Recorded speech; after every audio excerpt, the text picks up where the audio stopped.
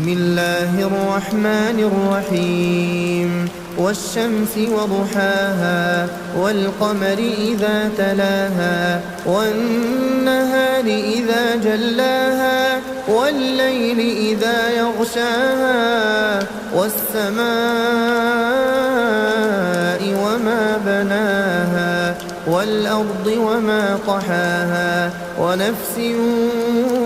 وما سواها فألهمها فجورها وتقواها قد أفلح من